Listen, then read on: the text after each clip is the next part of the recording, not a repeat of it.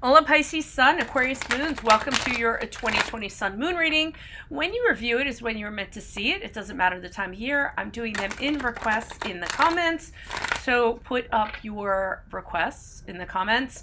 And while you're doing that, go check out your 2019 Sun Moon readings that are my playlist. And while you're waiting for your requests to be done, and see if they rang true for you. I'm doing the first portion of this, which will be us going over what your traits are with your sun moon signs in combination. Then I'll lay out the main cards. We'll take a quick look at your 2020. Second portion of this reading will be the link below to the Vimeo reading, where I'll have a deeper interpretation of the cards with clarifiers. I will be dividing the year up into 4 separate quadrants per month. So let's see what's going on here. So Pisces Sun, Aquarius Moons, you all tend to be a little bit reserved, a little bit sober. And we can't stand people that are like show-offs. Cannot stand them. Okay, but you are very truthful. You value respect, loyalty, sincerity in other people. There's a lot of wisdom in you, and you really have an understanding of human nature in general in your eyes. So you're really good at kind of like looking at people and seeing people. A lot of that comes from your intuition you have.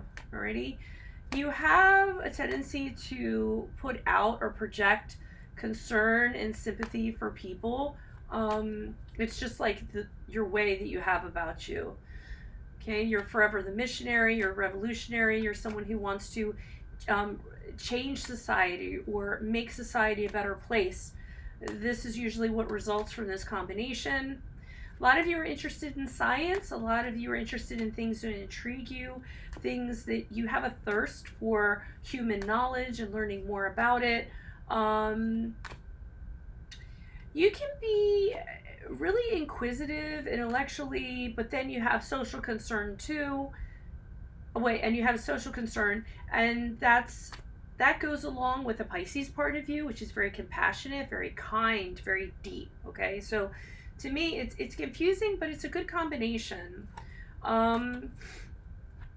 You're moody. Okay, I don't mean to say you're moody, but your moods can be a little offbeat. Sometimes they change a lot.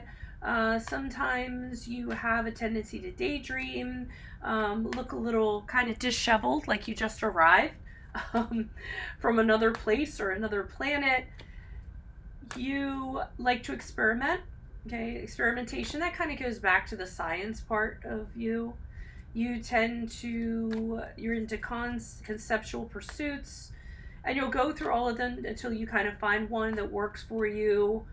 You might discover that your specialty is either the occult or science. It keeps on going back to science. And you do have an extraordinary sense of duty and mission. Make sure that you get your moods learn to get them under control for any kind of happiness. You can't let your moods kind of dictate things that could get you in situations that make you unhappy or situations that are undesirable. You don't understand why people are attention seekers. That goes back to you can't stand people that show off. You don't like attention seekers or anyone that draws attention to themselves. That doesn't make any sense to you. A lot of times when you have a mate or you have a romantic partner, you treat them like a friend. You treat them like an equal. Your partner really has to have a deep understanding for you and understand you're a very eccentric, a very unique person, a very offbeat person. You are known for your patience. You're very good at forgiving. You're very good at forgetting. And you can be an easy person to get along with, again, once you get those moods under control. Okay, you don't want them to dictate your relationships. The real issue for you guys, and I'm going to go back to it, is finding the right person. You need to be understood because you are such a unique being in many, many ways. All right? One minute you can be like totally off the wall and really funny and sociable and charming, and all of a sudden, you'll go quiet and or kind of withdraw. So it's somebody that has to kind of be used to your ebb and flow. Doesn't necessarily have to be just in romantic relationships. It can be in friendships or what have you. Any kind of connections that you have, colleagues, alrighty? You're going to be making connections with people that truly understand you. You don't like to scare people off, but you like to be yourself too. So, like I said, a little bit erratic, a little bit eccentric, and you don't mean to scare people off, but you want to be yourself. Um, a lot of people are drawn to you because when we talked about, like, it seems like you arrived from another planet or whatever. You just have this like other world kind of innocence about you and allure, and you're very what's the word, is it transcendental, you know what I mean. um and people in general, so humans, people as a group, mean more to you than individuals. So you don't have a lot of time for kind of romantic connections with any single person. So let's see what's going for 2020 for you unique Pisces, Aquariuses. Holy Spirit, Angels, Divine Guides, Universe, what do you see for Pisces, Aquarius for 2020? What do you see? What do they need to know to reach their higher ground, become closer to the universe and closer to divine in the year 2020? What do you see? What does Pisces, Aquarius need to know? What do you see for January, February, March? Okay, we have the World card in the upright, and we have the Queen of Pentacles in reversed. What do you see for challenges for Pisces, Aquarius 2020? During April, May, June, we have the Moon card in reversed. What do you see for Pisces, Aquarius, July, August, September? We have the Page of Wands in the upright. And what do you see for Pisces, Aquarius for October, November, December, please? We have the Knight of Wands in the upright. Okay, it seems like the last part of the year is going to be really creative and things are going to kind of be happening then. Is what I'm getting.